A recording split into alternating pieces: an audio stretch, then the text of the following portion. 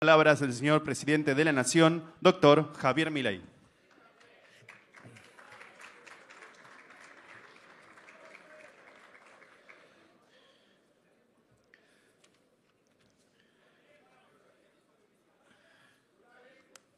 Buenas noches. Bueno, en primer lugar, deseo agradecer a las autoridades de la Bolsa de Comercio de Buenos Aires. Perdón, de Rosario.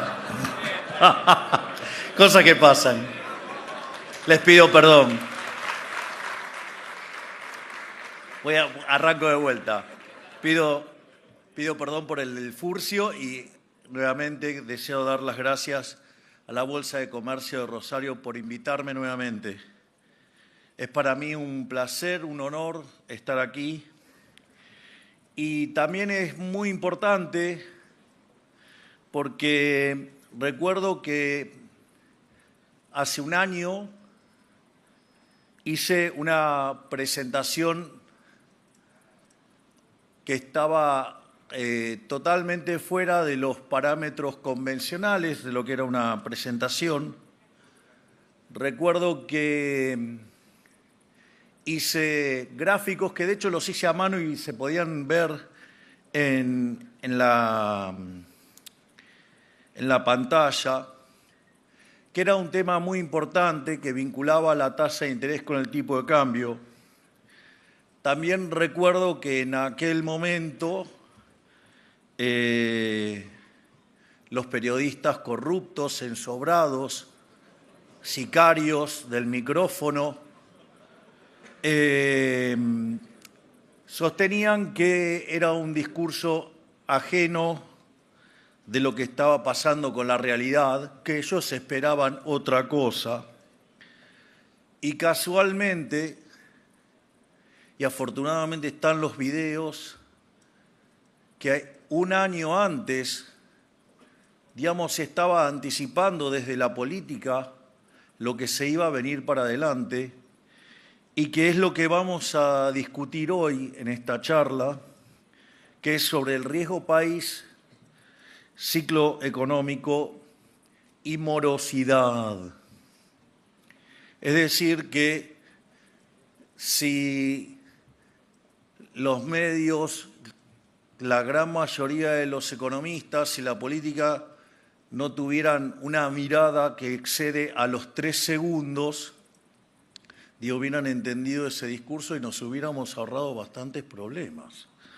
Pero bueno, digamos, lo que voy a hacer ahora entonces es una charla que va a tener 3 bloques. El primer bloque voy a hablar sobre algo que en la literatura se llama mercados controvertidos,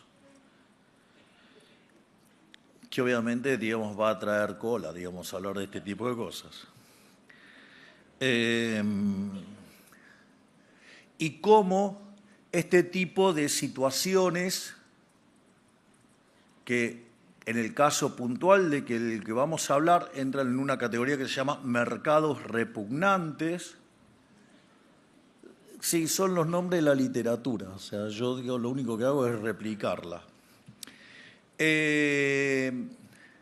Son utilizados políticamente para hacer campaña sucia. Así es que, digamos, la primera parte tiene análisis económico y tiene cómo eso se vincula con la política sucia y hacer campaña sucia, campaña de difamación. El segundo bloque básicamente tiene que ver con la macroeconomía y lo que voy a desmontar en esa parte del análisis macroeconómico es decir, miren, yo hace un año estaba acá, expliqué todas estas cuestiones. Es decir, ustedes se podrían quejar de la política si la política hubiera sido discrecional y no anunciada. El tema es que cuando yo vine acá, dije lo que iba a hacer y lo hice. Consecuentemente, no hay elementos para culpar a la política del gobierno por lo que está pasando en términos de morosidad. Es decir, están utilizando políticamente una categoría de mercado que entra en la definición de repugnante y se le está tratando de cargar esas culpas sobre el gobierno cuando el gobierno anunció la política que iba a hacer y la cumplió. Entiendo que la política tiene un historial de no cumplir ninguna promesa y yo tengo la obsesión de cumplirlas todas. Entonces, a veces se ponen a testear la credibilidad, digamos, y el anuncio de una política. La verdad es que no me voy a quejar porque es un proceso de aprendizaje, pero yo recuerdo, digamos, que el Tesoro norteamericano, o sea, el Tesoro de Estados Unidos de Norteamérica, nos dio un swap, dijo que nos iba a dar apoyo y en Argentina salieron y corrieron contra el Tesoro de Estados Unidos. Es una cosa verdaderamente rara, digamos, pero bueno, les gustó especular contra los dólares del propio Tesoro de Estados Unidos. Bueno, después, digamos, tuvieron una linda pérdida de más de 1.500 millones de dólares, pero lo intentaron. Y la última parte, digamos, habiendo probado que esto es parte de la mugre de la política, habiendo probado que el gobierno no tiene responsabilidad sobre esta situación, en la parte final voy a entrar en el análisis propio del mercado, digo, si ustedes quisieran la micro del crédito, y explicar que además los números no justifican ninguna de las barbaridades y atrocidades que están diciendo.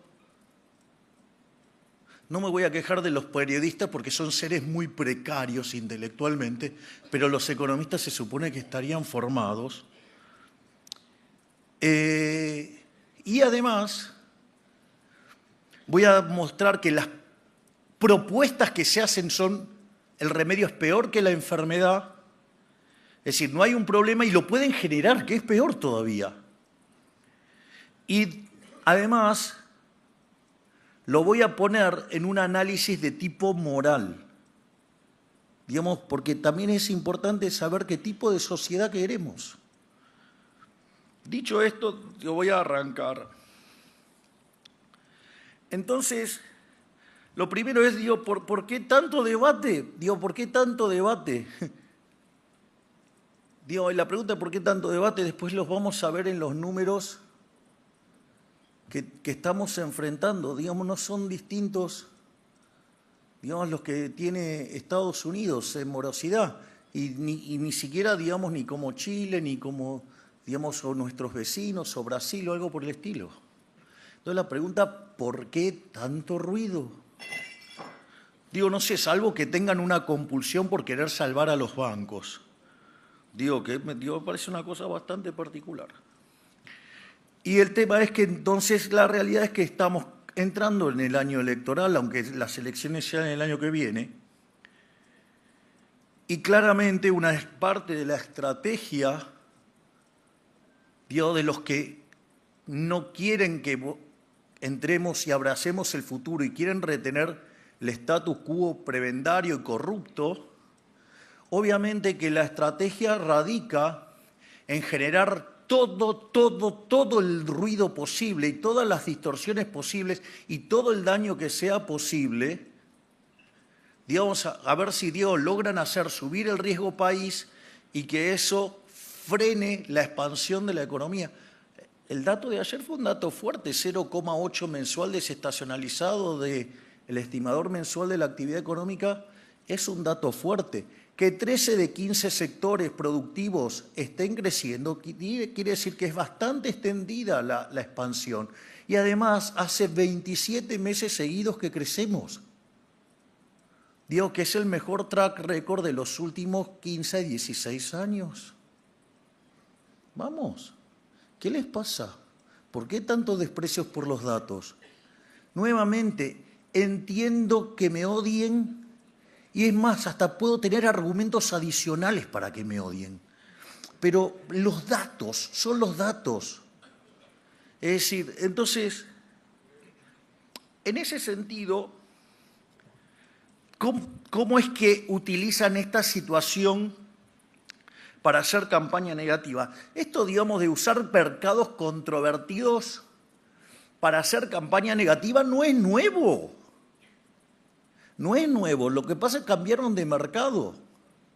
O ustedes quizás, no sé, quizás no lo recuerdan, pero en el año 2023, los mismos impresentables que no quieren la solución de abrazar el futuro y el progreso y quieren el statu quo decadente que nos lleva a Cuba con estadio intermedio en Venezuela, hablaban, no sé si ustedes se recuerdan, mercado de órganos. ¿Ustedes tienen registro de alguna transacción de mercados de órganos a lo largo de estos más de 2 años y medio? Ninguno. Era parte de lo que se llaman mercados repugnantes. No solo eso, digamos, ¿se acuerdan que decían que se iban a vender armas en los kioscos del colegio para que los nenes se caigan a tiros? Tío, ¿ustedes recuerdan todas las cosas que hizo los que quieren que volvamos al pasado? Digo, y ahora entramos como imbéciles nuevamente. No, el problema es la morosidad. O sea, digamos, nos van a dar, digamos, no podemos, digamos, o sea, me niego a creer que seamos tan pelotudos.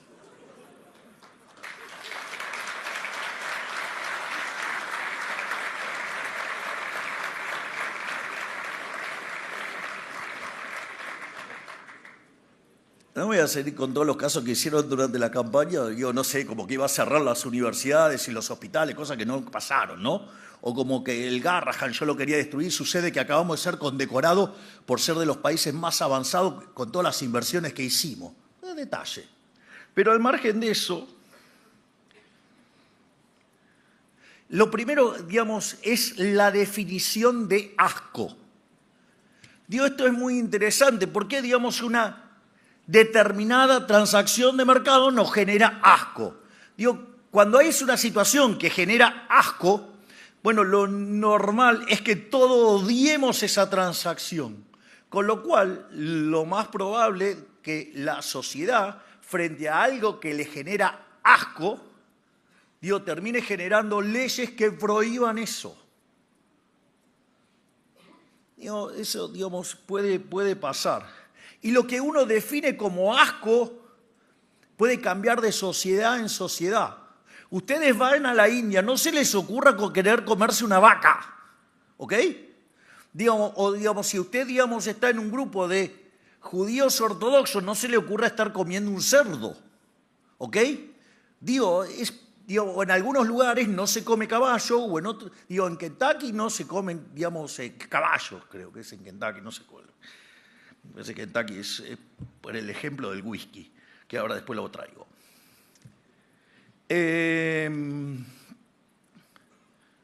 Entonces, Dios, nos hemos comido otra opereta también. ¿No se acuerdan lo del burro?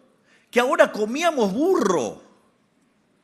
Digo, que fue una operación armada desde un estudiante de periodismo en Argentina que trabaja para Lula. Miren ustedes qué casualidad. ¿Y alguien compró burro? Nadie.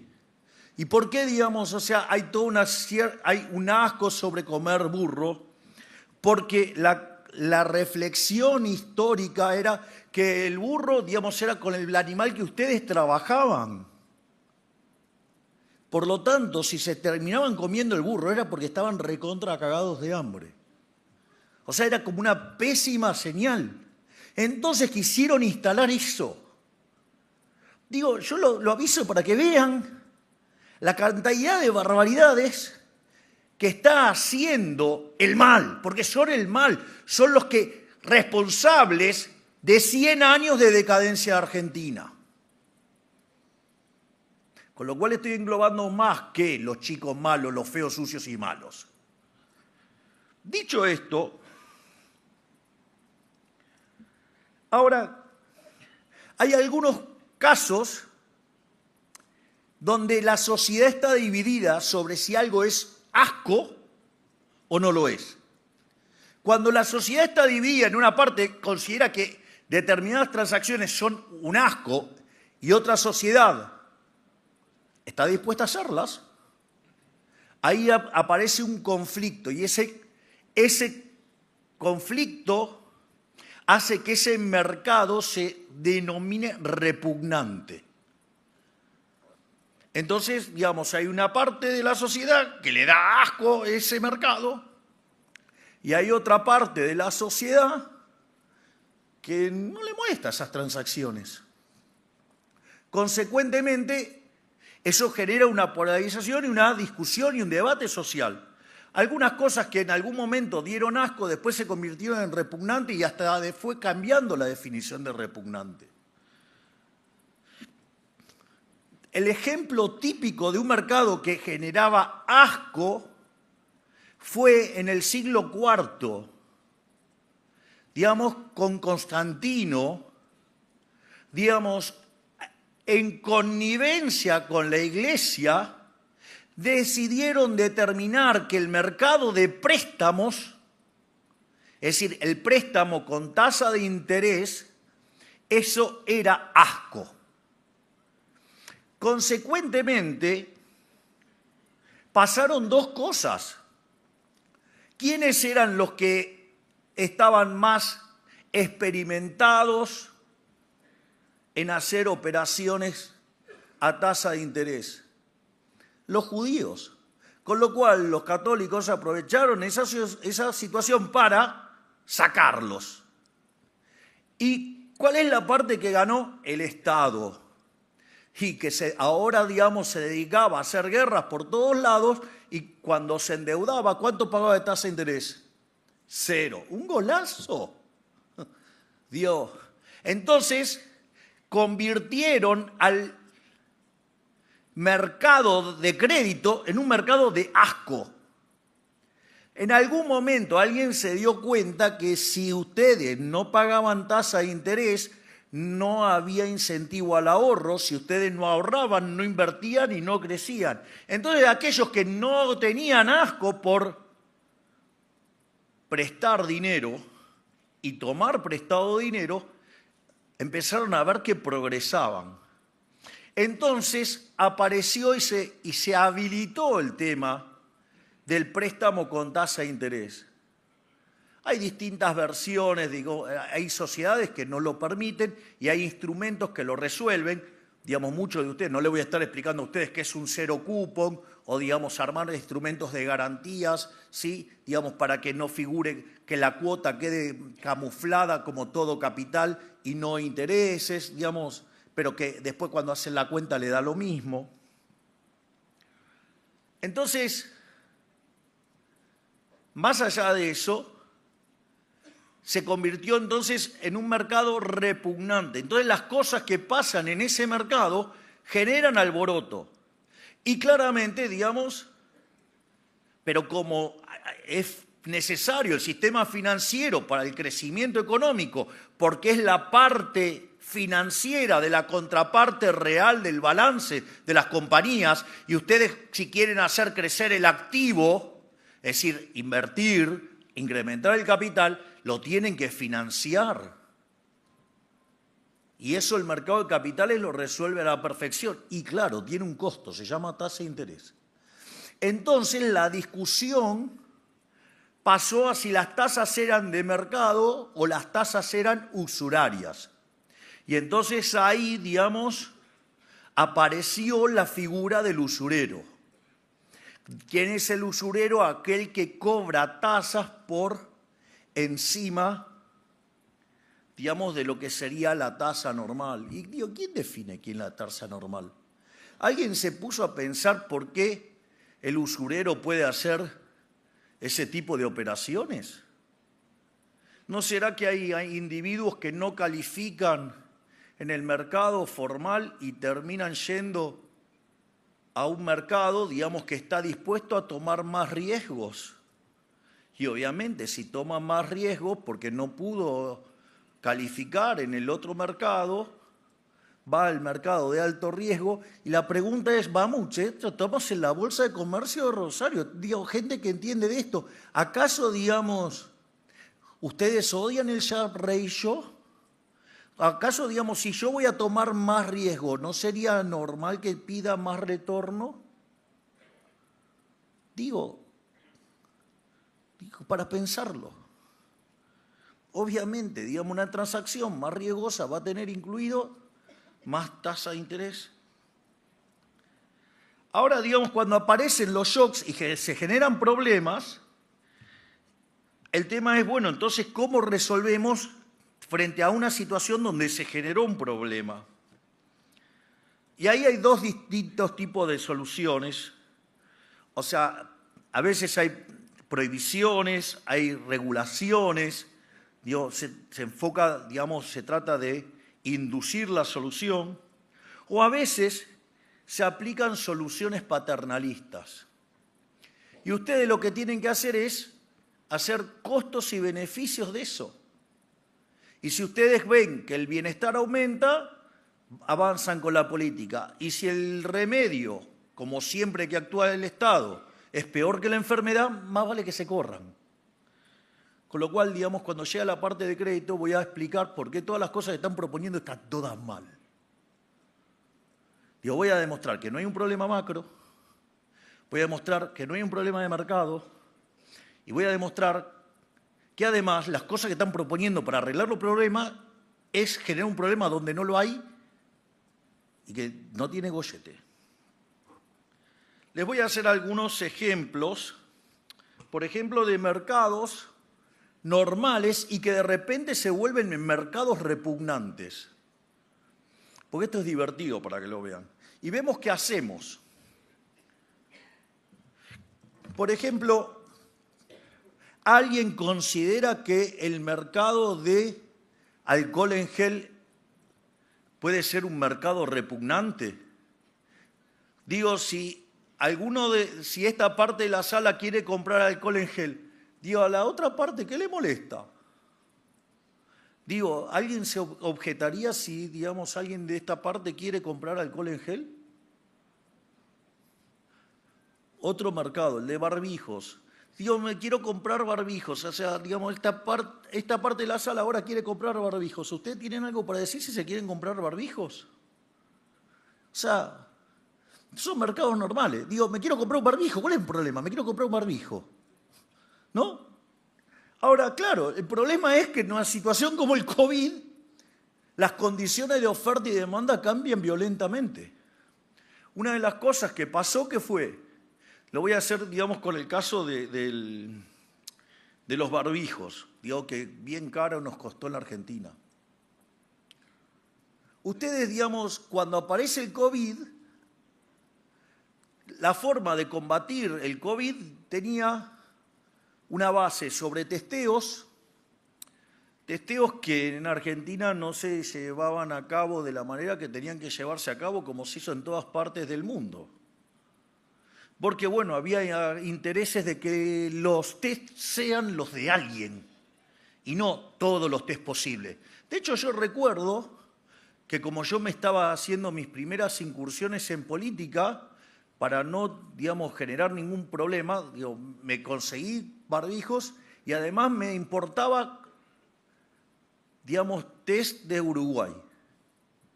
Digamos, y con mi hermana nos testeábamos nosotros día por medio. Digo, para que justamente no hubiera ningún tipo de problema. Ahora, ¿cuál es el punto? Claro, se estaba escapando el negocio de los test. Entonces, ¿qué hicieron? Prohibieron, digamos, todos los tests salvo los que, digamos, avalaba el Estado. Kiosco. Digo, son kioscos que costaron muchas vidas humanas, ¿eh? Pero no solo eso, además, otra cosa era la de las vacunas. Bueno, no les voy a contar, digamos, el tema de saltarse en la cola y todas esas cosas, ¿no? Y otra forma de frenar era con los barbijos. Los barbijos son muy efectivos para frenar. Ahora, ¿eso qué hizo? Generó una demanda violenta, un aumento de la demanda violenta de barbijos. La pregunta es, ustedes, digamos, cuando ¿producen en condiciones de que va a haber una pandemia? No, digamos, estaban produciendo barbijos como, digamos, producen regularmente. Y de repente se encontraron con ¿qué? Con un cambio en la composición de la demanda donde voló la demanda de barbijos. Digo, economía para tontos, economía 101. Pregunta, si tengo la oferta dada y de repente vuela la demanda, ¿qué creen que va a pasar con el precio? Va a subir. Cuando el precio entonces subió un montón, adivinen qué pasó. La gente, un mercado que era un mercado común y corriente, ¿en qué se convirtió? En un mercado repugnante donde había un montón de gente que pataleaba porque subían los precios y decían precios abusivos. Entonces el policymaker, frente a la gente gritando precios abusivos, tiene que poner, lo voy a decir en latín, tiene que poner las pelotas sobre la mesa y tomar la mejor decisión a pesar de lo que diga la gente. Entonces, si ustedes le hacen caso a la gente, digamos que está puteando contra un mercado repugnante y hacen lo que hizo el gobierno inmundo de Alberto Fernández, ¿qué hacen? Ponen un control de precios. ¿Y qué pasa cuando hacen un control de precios? Bueno, van a tener varios problemas. El primer problema es que lo que cae la demanda en el mercado que tiene que caer sigue cayendo. Y la demanda que ustedes tienen en el otro mercado no genera el incentivo porque no está el precio, con lo cual no aumenta todo lo que tiene que aumentar la oferta de barbijos. Consecuentemente, terminan mandando a la muerte a más gente. Es decir, entonces ustedes agarran, escuchan el canto de sirena, como hizo el gobierno de Alberto Fernández, y que tendríamos que haber tenido 30.000 muertos si hubiéramos hecho la cosa como un país mediocre, y tuvimos 130.000 muertos. Es decir, cagarse en el análisis económico le costó la vida a 100.000 argentinos. O sea, no fue gratis.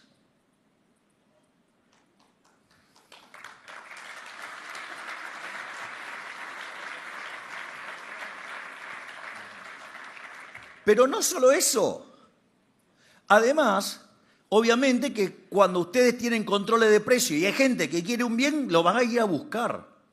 ¿Y qué es lo que va a pasar? Aparece algo que se llama la hipótesis del brazo corto. Entonces, las cantidades van a estar determinadas por la oferta, pero hay gente que está dispuesta a pagar mucho más que el precio al que ustedes pusieron el precio máximo. Y van a pagar un precio más alto. ¿Y quiénes son los que pueden pagar el precio más alto? Los que más tienen. Es decir, que además el gobierno hijo de remil puta de Alberto Fernández no solo que mató a 100.000 personas más, sino que además los que mató eran pobres. Venía a hablarme de progresismo.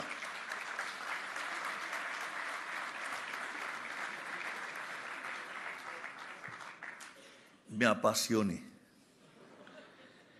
El otro caso es, usted puede decir, no, bueno, pero usted está haciendo historia contrafáctica. Bueno, es interesante porque el otro mercado donde se generó un quilombo de novela fue con el alcohol en gel.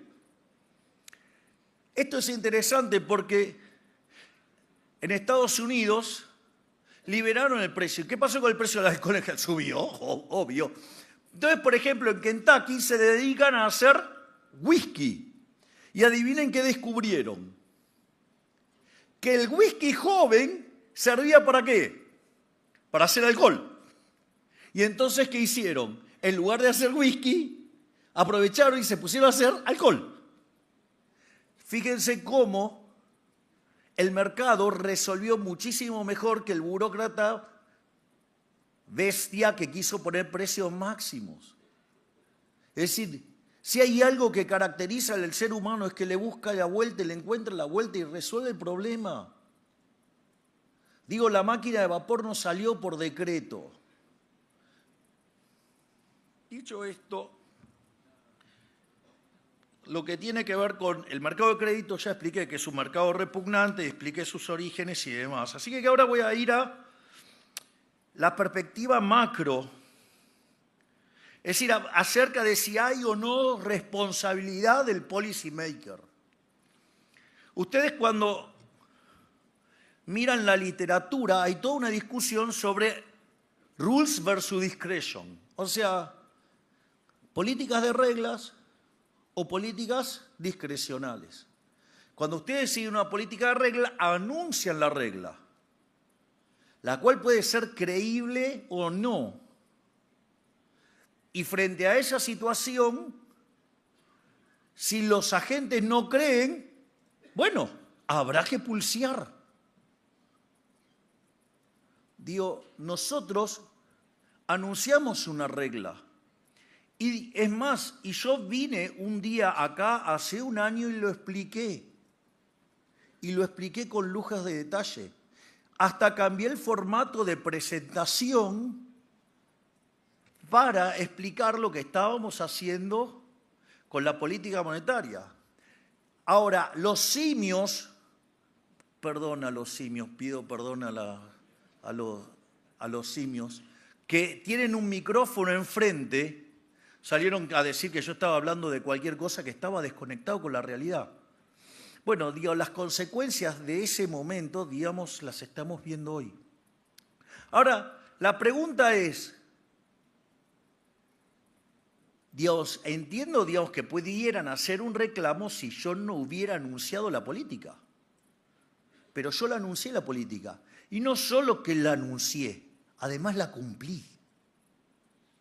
Dios, y el mercado vino y me corrió y le gané. Es decir, el mercado corrió por el equivalente en estricto rigor por 70.000 millones de dólares. Porque no es que solamente corrieron los 41.000 millones que son el 50% de M2. Nunca en la historia argentina vimos una corrida de estas características. Pero también, digamos, está el desarmado de las LEFI, que tanto criticaron, y está también el aumento de los encajes. Digo, haber sacado el equivalente de 20.000 millones de dólares por las LEFI, que eran pesos que iban a ir a correr, más la suba de encajes, que aportó 9.000 millones, sumen a los 41.000 le da 70.000 millones de dólares. Quiero saber cuándo en su vida vieron una corrida por más del 10% del PBI y el plan quedó firme. Vaya que es sólido este plan.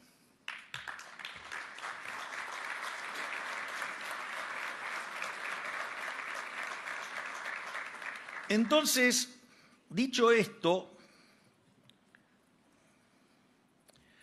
la pregunta es entender entonces qué es lo que pasó con la tasa de interés. Y lo primero que hay que entender es qué es la tasa de interés. Y esta es la parte, digamos, donde yo me quejo de mis colegas, que también son en su gran mayoría muy brutos. Digo, porque si ustedes me dicen que la tasa de interés es el precio del dinero, son parte del problema, no de la solución. La tasa de interés existe porque existe el tiempo. Es decir, dio esa atrocidad de creer que la tasa de interés es el precio del dinero. Es una atrocidad de keynesiana como consecuencia de un modelo que tiene un solo periodo.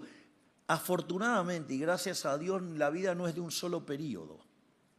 Consecuentemente, la tasa de interés es otra cosa. Digamos, cuando ustedes determinan la cantidad de dinero, lo que van a estar impactando es sobre el nivel de precios. Que dicho sea de paso, también dije que iba a empezar con 0 la inflación de agosto y la de julio empezó con 0. Siempre expliqué que la mayorista era la que tenía menos distorsiones y era la que había que mirar. Dicho sea de paso, cuando vino el shock externo y saltó, y se movieron los precios, se movió el tipo de cambio, se movió el precio del petróleo, el mes que saltó a 5,4, ahí sí la basura de los periodistas vino y me vino a buscar por el índice de precios mayoristas. Obviamente, los esperé.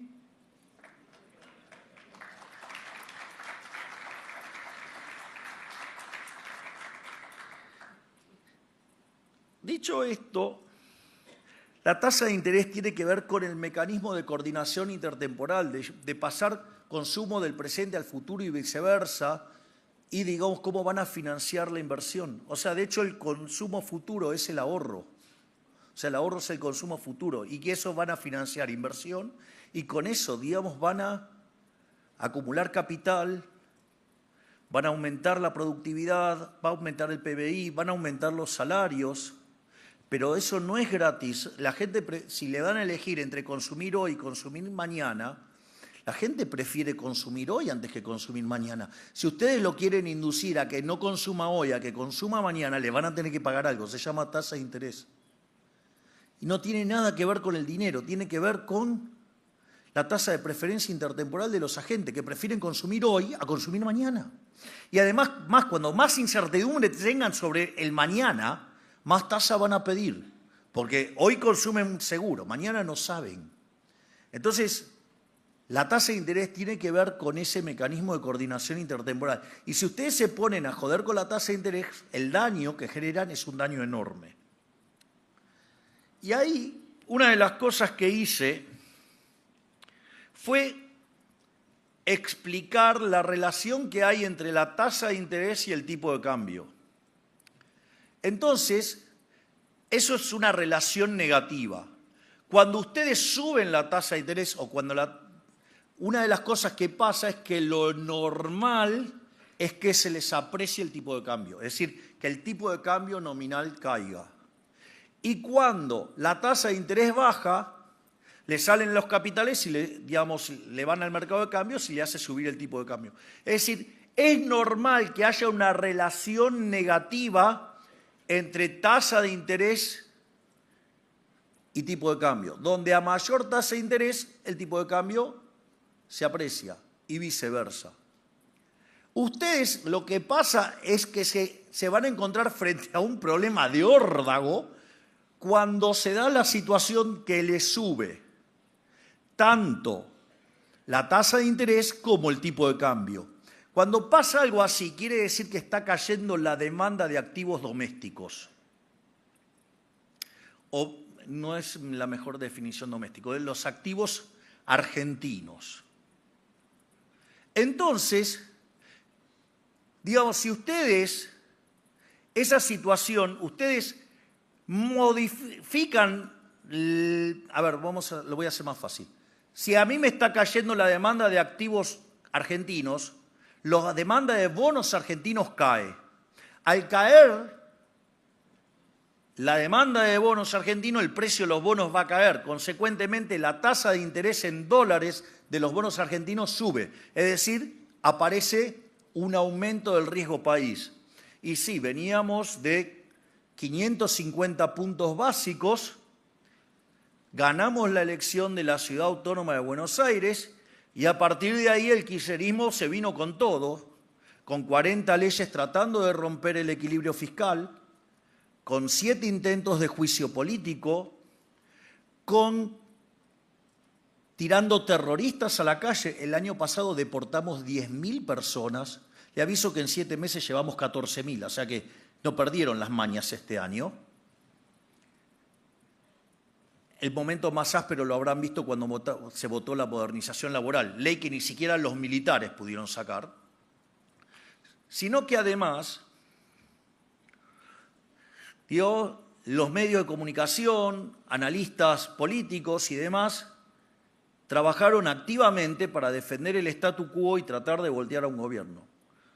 Bueno, digamos, no les salió porque fuimos a las elecciones y a los Cuca les ganamos 41-24, les sacamos 17 puntos.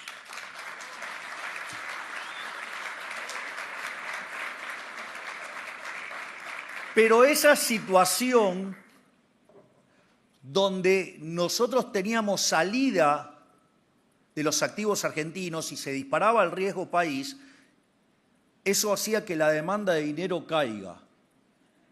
Y al caer la demanda de dinero, la tasa de inflación se aceleró. Y no solo que la tasa de interés, digamos que la tasa de inflación se aceleró, sino que la tasa en dólares, que había crecido por el riesgo país, la tasa en pesos ahora también creció por el efecto del aumento de la inflación. Por lo tanto, si yo hubiera hecho la estupidez que sugerían los economistas profesionales, los que la tienen clarísima y se la pasan errando todo, si yo hubiera bajado la tasa de interés y generaba un aumento de la oferta de dinero, iba a estar generando un aumento de la oferta de dinero cuando me estaba cayendo la demanda de dinero. Es decir, hubiera estado financiando la corrida. ¿Saben a dónde hubiéramos ido a buscar el tipo de cambio? A la luna. Hoy no habría gobierno. Es decir, no solo que está mal desde el punto de vista de la teoría económica, la aberración que proponían, muy especialmente a la luz de cómo dolarizan los argentinos, la corrida tuvo un tamaño de 70.000 millones de dólares, sino que además era un año electoral, estaba todo. Entonces, digamos, esos nabos que vienen a decir, no, porque se equivocó la política económica, porque cuando sacó las LEFIs, si no las sacaba, había 20.000 millones de dólares equivalentes en pesos en el mercado. No, la política económica se equivocó subiendo los encajes. Si no aumentaba la demanda de esa manera, Dios, nos íbamos a una megacrisis. Vamos. O sea, ¿cuál era la solución? Frente a un exceso de oferta de dinero, más dinero. ¿Ustedes se dan cuenta de las barrabasadas que hay que escuchar todo el tiempo? Digo, esa gente no sabe lo que es vivir en la silla eléctrica. Es más, yo creo que si se comen un chisporroteo, digamos, van a tener que salir corriendo al baño si tienen suerte. Por lo tanto, acabo de explicar lo que pasó con el riesgo país y la tasa en dólares, qué pasó con la inflación y la tasa en pesos. Ahora, la pregunta es, frente a ese contexto, ¿ustedes creen que los bancos comen vidrio? Frente a ese contexto donde toda la lógica de la economía empuja la tasa de interés para arriba, porque están todos asustados que vienen los feos, sucios y malos más el tren fantasma. ¿Ustedes qué creen, cuánto es la tasa de interés de eso? Obvio, el riesgo país llegó a 1.500. Digo, ¿qué creen que hicieron los bancos? Si nosotros le flexibilizábamos la tasa, usaban esos pesos para atacarnos la moneda. Era para, estar más barato, para que la caución les saliera más barato y poder comprar dólares más fácil. No, no nos metimos, no le dimos el gusto. Pero no solo eso, los bancos, ¿ustedes creen que comen vidrio? Frente a esa situación, ¿ustedes creen que prestaron más? Primer punto, no se dejen llevar por la tasa corta. Pero sí lo que hicieron es racionar el crédito. Es decir, aparece el problema del racionamiento de crédito. Esto no lo inventé yo, lo inventó un señor que se llama Stiglitz, ganó el Premio Nobel de Economía y le puedo asegurar que no me cae nada simpático. Pero es una gran idea. Ustedes van subiendo la tasa de interés y los beneficios suben, pero menos que proporcionalmente. Llega un momento que encuentran un máximo. Después de ahí la tasa de interés puede seguir subiendo, ustedes no van a prestar más. ¿Por qué? Porque están tomando tanto riesgo que los beneficios esperados le caen. Y entonces cuando se produce eso, se produce el racionamiento de crédito. Queda un montón de gente que busca crédito y no lo encuentra. Y cuando hay un montón de gente que, quiere buscar créditos en el mercado, esto es interesante, porque la discusión de la mora. Sería interesante que escuchen a los bancos sobre esto. La mora que ustedes están viendo hoy no es por préstamos del año 2025. Durante el 2025 racionaron. Es mora vinculada a los préstamos del 2024. Que como hubo una suba abrupta del riesgo país fruto del intento de golpe de Estado, se subió tanto la tasa de interés, se frenó la actividad económica, se congelaron los ingresos, los salarios reales cayeron, y como consecuencia de ello, la gente no pudo pagar. Porque aparte, ahora después vamos a ver cómo está descompuesta el tema de la morosidad.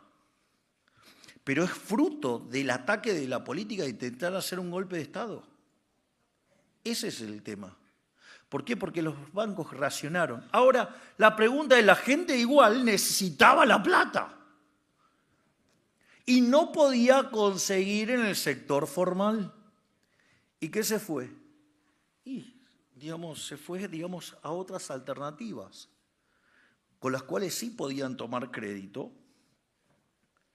Y en ese contexto, donde había más inflación, menos actividad, menos empleo, menos salarios, y además un elemento no menor. En general la gente se endeudaba en pesos, lo hacía a 12 meses y ya por la cuota 9, 10, ya no pagaba más nada. ¿Por qué? Porque se licuaba. Y esa licuación de capital estaba incluida ¿dónde? En la tasa de interés.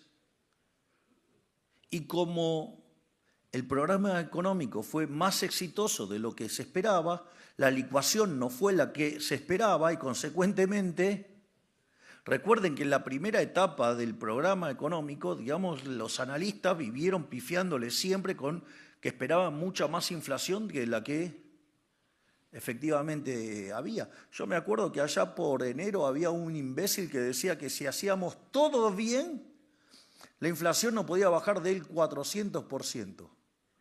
O sea que el tipo de cambio, piso, se iba como 400% por 5, o sea, deben ser como 5.000 pesos, una cosa así. Todavía no está ni hoy a esos precios, imagínense cómo le erró. Pero además decía que estábamos haciendo todo mal. Bueno, está bien, le erraron todos, nadie reconoce todos los pifes que tuvieron, pero bueno, cosas que pasan.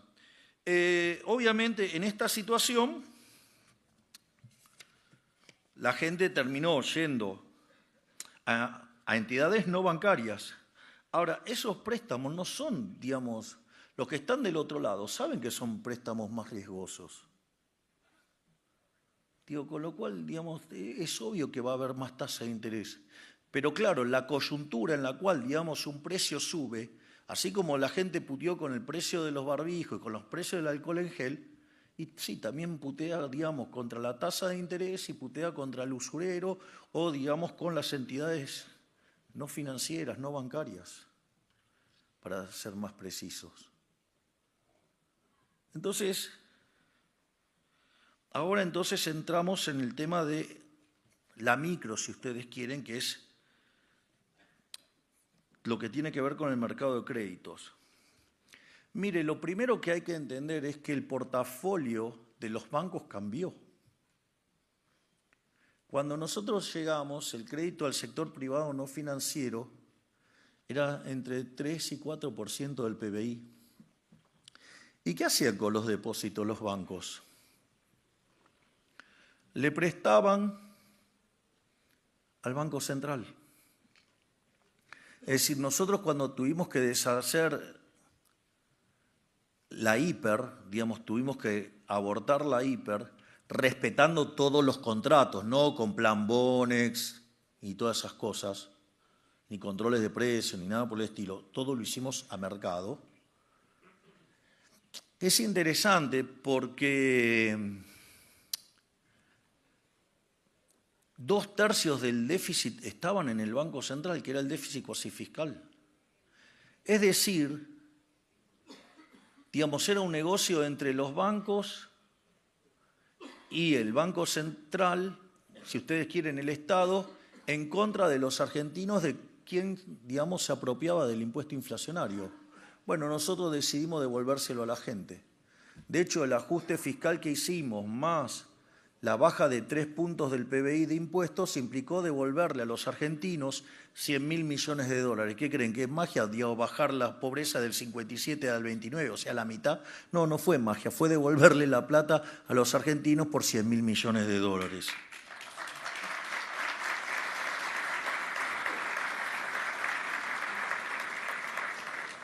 Ahora, en el contexto que dejaron de prestarle al Banco Central para prestarle al sector privado, bueno, iba a aparecer algo que, claro, si ustedes prohíben el crédito. Adivinen cuánto es la mora en un lugar donde prohíben el crédito. 0. Bueno, no parece ser bastante razonable esa solución. Entonces, si ustedes empiezan a crecer en crédito, hoy estamos en 12% del PBI, bueno, eso significa que cambiaron el portafolio y que claramente tuvieron que salir a prestar al sector privado. Y era una consecuencia natural del cambio del portafolio que tengan morosidad. Se los digo al pasar. ¿Saben cuánto es la morosidad, por ejemplo, en Estados Unidos? No estoy diciendo, digamos, en el barrio. Estoy diciendo Estados Unidos en tarjeta de crédito. ¿Saben cuánto es? 13%. ¿Por qué no revisamos los números? 13% es la mora en tarjeta de crédito en Estados Unidos. Y todo el problema, digamos, en el sector bancario, por ejemplo, es de poco menos de 12. Se dan cuenta que estamos discutiendo de algo que no es un verdadero problema cuantitativamente. Siendo que además cambiamos el modelo de negocio de los bancos. ¿Vamos? ¿De qué estamos hablando? O sea, nos estamos comiendo otra vez las operetas cuca. Pero no solo eso. Obviamente, digamos, cuando uno mira el tema de lo que tiene con la morosidad, ustedes pueden separar entre empresas y familias, ya sea en las entidades bancarias y, digamos, en las no bancarias. La verdad es que cuando ustedes miran la morosidad en las bancarias, tanto empresas como familias siguen siendo números ligeramente debajo de 12%. ¿Es un problema? No. Mucho menos si vengo de cambiar el modelo de negocio. O sea, de hecho, hay que también hacer el learning. Los bancos habían dejado de actuar como bancos en Argentina. Consecuentemente, digamos, hay que estar volviendo a aprender. Y la verdad que para un sector que está volviendo a aprender ese nivel de morosidad, la verdad que es bajo. Es más, cuando dice, la gente está atestada de deuda. Digo, el crédito al sector privado no financiero en Argentina es 12%. Vayan al barrio y el que menos tiene de crédito al sector privado no financiero en términos de PBI es 70%. ¿De qué estamos hablando? Y traten de no cruzar la cordillera porque de ese lado es 120. No miren Estados Unidos porque es 150%. ¿Cómo me van a venir a decir que la gente está atestada de deuda? Digo, hay que ser muy precario intelectualmente para comerse ese caramelo. Vamos. Suena emocionalmente muy fuerte. Pero ¿por qué no miran lo que es el crédito del sector privado no financiero en el resto del continente? No bajan de 60% a 70%. Nosotros tenemos 12% y decimos, tenemos un problema de deuda. Verdaderamente son una caricatura. Digo, no me parece, digamos, puedo entender que en la tradición política argentina, digamos, mientan los políticos. Ahora, digo, los periodistas son tan imbéciles y los economistas profesionales son tan imbéciles que también se comen esos versos. Los economistas peor, porque, digamos, o sea, se supone que primero habría que mirar los datos. Cuando miran la morosidad en las entidades no bancarias, para sorpresa, si ustedes quieren, no tiene un nivel de morosidad distinto del que hay en el sector bancario. Donde sí hay un problema es en el sector de empresas y familias.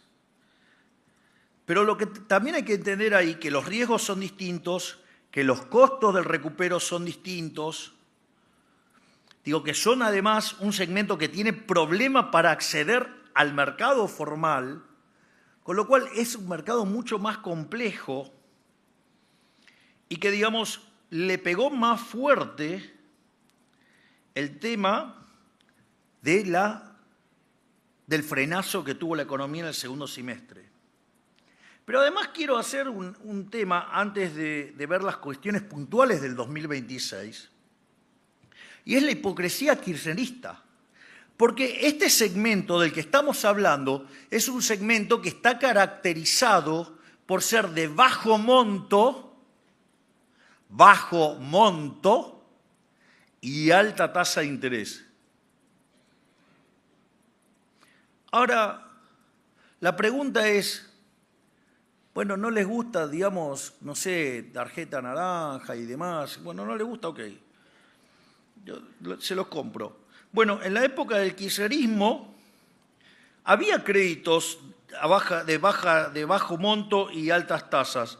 Por ejemplo, efectivo sí y credilogros. Digo, ¿saben qué? Digamos, los niveles de morosidad eran sustancialmente más grandes que lo que hay ahora. Sin embargo, claro, debe ser por la tonelada de guita que ponen en los medios, digamos, nadie decía nada. Con lo cual, digamos, se están quejando por algo que, digamos, en la época de ellos era 3 veces peor. Digo, el nivel de hipocresía que hay que soportar es verdaderamente espeluznante. Ahora, pero hay además el efecto mundial. Si ustedes se fijan, una de las cosas que genera los problemas de créditos, ¿qué pasa? Vino el mundial. ¿Sabe qué hicieron muchos? Iban a cadenas de venta de electrodomésticos y ¿qué hacían? Se llevaban televisores para el mundial. Bueno, ¿qué creen que está pasando ahora? Bueno, dejaron de pagar muchos.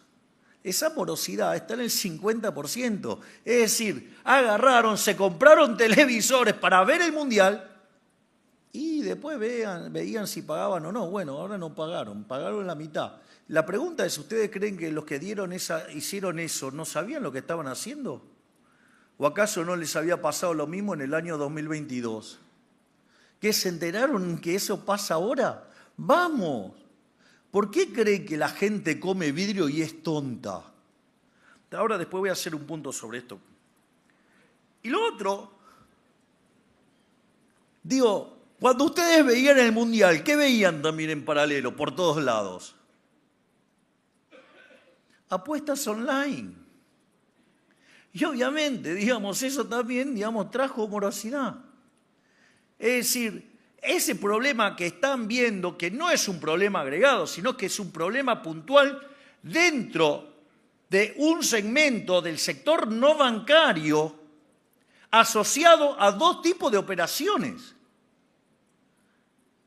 Digo, con lo cual, eso también hay que tenerlo en cuenta. Pero, y ahora empezamos más sobre ya la naturaleza de los individuos. Digo, nadie, digamos, fue a esos mercados con una pistola en la cabeza. Lo hicieron libremente. Es un acuerdo entre partes, entre el prestamista y el prestatario. Si ustedes quieren, el acreedor y el deudor se pusieron de acuerdo en un monto y una tasa de interés. Es un contrato entre privados. La experiencia dice que cuando ustedes se meten al Estado en un mercado de privados, en general el daño suele ser, digamos, más fuerte que la medida que ustedes están proponiendo para mejorar. O sea, el remedio termina siendo peor que la enfermedad. ¿Y qué dice la evidencia? Porque hay gente que dice, no, pobre la gente, no sabía dónde se metía. Bueno, les cuento algo. Esto está testeado en Indiana. Con un experimento controlado. Lo hizo un economista que se llama Hunt Alcott. Entonces, tomaron un grupo de deudores y dijeron, no, pobre, estos deudores no saben lo que pasó. Y a un grupo le condonaron la deuda y al otro se la dejaron. Bueno, si entonces el problema es que no sabían lo que estaba pasando, ese grupo que le condonaron la deuda, digo, el que se quemó con leche, ve la vaca y llora, ¿no? Bueno, les voy a decir algo. Después de un determinado cantidad de meses, adivinen qué pasó. Volvieron a endeudarse y volvieron a mostrar el mismo patrón que los que nos habían sido rescatados. Es decir, no es que no saben, sí saben. Y además el experimento muestra que los deudores tienen claro lo que sí hacen la diferencia entre deudores experimentados y novatos. Los experimentados saben bien lo que tienen que hacer y, digamos, los novatos son los que a veces se la pegan. Ahora, quiere decir entonces que hay un learning. Si el Estado se mete en el medio, rompe el learning. Y si rompe el learning, estamos peor, no mejor. Y eso, digamos, es muy interesante porque uno podría ver esto, digamos, también hay un trabajo que es de Carlan, este lo tengo que, perdón, pero es muy difícil de leer, Mullainathan y Ben Roth, que hizo sobre países en desarrollo, digamos, como India, por ejemplo, u otros más, sobre la solución paternalista. ¿Cuál es la solución paternalista? Que lo pague el Estado. ¿Cómo terminó? Mal. Terminó mal. Es decir, el remedio fue peor que la enfermedad. No solo que abortó el proceso de learning, sino que además genera un problema de moral hazard. Es decir, y si ustedes, digamos, toman decisiones y se equivocan y va a pagar el Estado, ¿cuál es el incentivo a pagar? ¿Cuál es el incentivo de hacer un buen préstamo? Si yo hago un préstamo muy riesgoso, con mucha tasa de interés, si sale bien, cobro, y si sale mal, paga el Estado. Ahora, paga el Estado, no es paga el Estado y es un marciano. Paga el Estado, es el resto de los ciudadanos. Entonces la pregunta es, ¿por qué, digamos, hay que meterle la mano en el bolsillo a toda la ciudadanía para rescatar a los bancos, para rescatar a las entidades no bancarias? Porque el problema, ¿quién lo tiene? El que dio el crédito. Entonces es raro, esto progre raro que tenemos en Argentina. ¿Qué están haciendo? Lobby por las entidades no bancarias. O sea, están haciendo lobby por los usureros, por ejemplo. Qué increíbles que son. Son progre raro. Digamos, estigmatizan al usurero. Digamos, lo convierten en un mercado repugnante. Y después lo quieren salvar. Son raros, ¿eh? Créame que me cuesta entenderlos. O sea, tienen como una cosa así como disfuncional en la cabeza. Es decir, están tratando de salvar a los bancos. Están tratando de salvar entonces, digamos, al usurero. Es buenísima. Es buenísima. Nunca se me hubiera ocurrido, digamos, ese nivel de progre. Ahora, lo peor de todo, que este tipo de políticas destrozaron al mercado de crédito. Cuando fue la salida de la convertibilidad, ¿qué es lo que hizo la política? Rescató a las familias y a las empresas no. Las empresas dijeron, bueno, son grandes, se ponen de acuerdo y resolvieron el tema. La familia no tuvo la especificación. La pregunta es, dígame quién pudo conseguir un crédito hipotecario desde ese momento hasta hoy, sacando solamente un pequeño lapso dentro del gobierno de Macri. Es decir, esa situación de no permitir que los privados se arreglaran entre ellos, trajo como consecuencia crédito al sector privado no financiero de 3 puntos del PBI. Es decir, mataron el crédito, mataron en el fondo el crecimiento económico.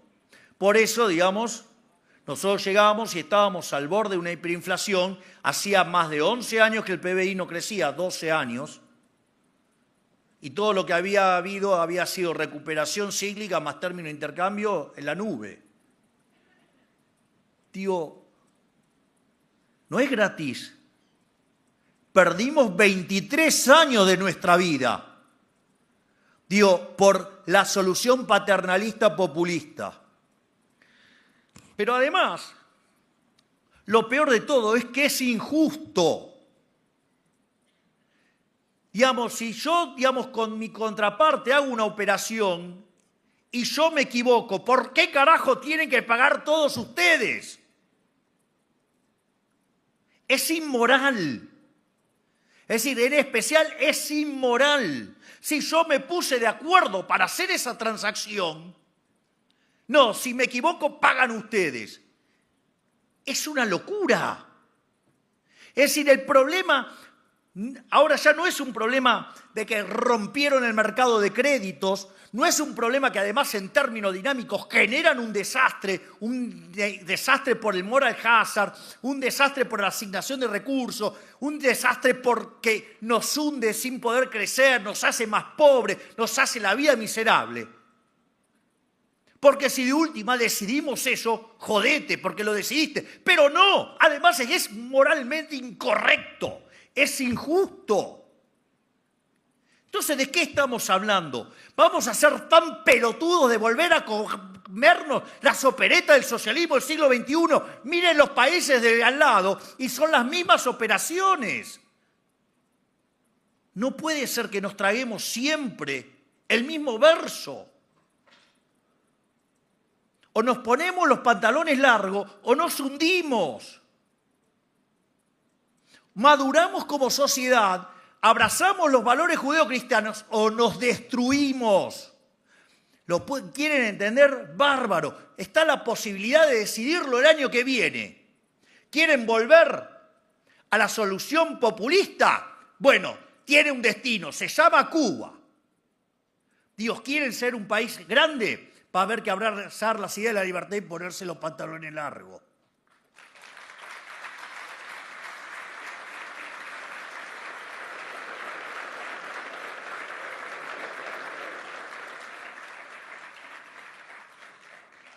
Sin embargo, aún a pesar de que no tenemos la culpa de esto, estamos trabajando para ayudar. Digamos, una de las cosas que hicimos es, a ver, ¿cómo es la forma de extender plazos? ¿Cómo hacen para lograr extender duration? Digamos, bajando la tasa, ¿no? Bueno, ¿qué hicimos? Bueno, el riesgo país lo llevamos en torno a los 500 puntos básicos. Eso bajó la tasa de interés en dólares. Y además la inflación sigue bajando. Consecuentemente, hoy la tasa de interés, que durante el periodo electoral estaba en 150%, hoy es 20%. Vamos, miren si hemos ayudado. Bajar la tasa de interés permite que extender los plazos. Y hoy, digamos, el sistema financiero se está coordinando para estas deudas renegociarlas al 20 y algo % a 3 años. Vaya que la macro hizo su trabajo para arreglarle el problema a los morosos. Pero no solo eso. Además, digamos, estamos trabajando en lo que tiene que ver la transparencia y la información. En materia de transparencia, esta regulación existía. De hecho, ¿sabe quién puso estas regulaciones? Digo, de que ustedes puedan ver el costo financiero, lo que están enfrentando y todo, digamos, en el momento de tomar un crédito. Mi ministro de Regulación cuando era presidente del Banco Central, Federico Sturzenegger. Es decir, con lo cual, lo que hicimos es tomar esa herramienta y la volvemos a poner sobre la mesa. Pero no es que no estaba. Y estamos complementando para que haya una mayor educación financiera. Por lo tanto, no se coman la curva de los políticos corruptos y mentirosos, no nos comamos otra operación, digamos, con un mercado repugnante. Entendamos que la alternativa en términos de política económica era un desastre. Es decir, si yo hacía caso a la mayoría de los imbéciles econochantas con credencial y hubiera bajado la tasa de interés y hubiera inyectado un montón de dinero en un caso de caída de la demanda de dinero, hubiera generado un exceso de oferta monstruoso y generábamos un desastre. Sin embargo, nos bancamos la corrida más grande de la historia argentina y los argentinos lo entendieron y nos validaron en las urnas ganándole a los cucas por más de 17 puntos.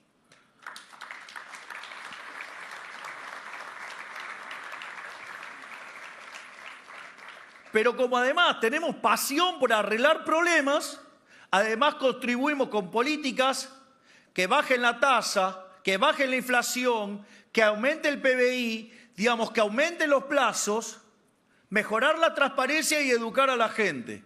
Es decir, a diferencia de lo que muestran los corruptos del lado de enfrente que hundieron al país, los corruptos de los periodistas mentirosos y ensobrados, nosotros estamos trabajando para hacer Argentina grande nuevamente. Muchas gracias y viva la libertad, carajo. De esta manera despedimos al señor presidente de la Nación y damos por finalizado el acto por el 142 aniversario de la Bolsa de Comercio de Rosario. A todos, muchas gracias.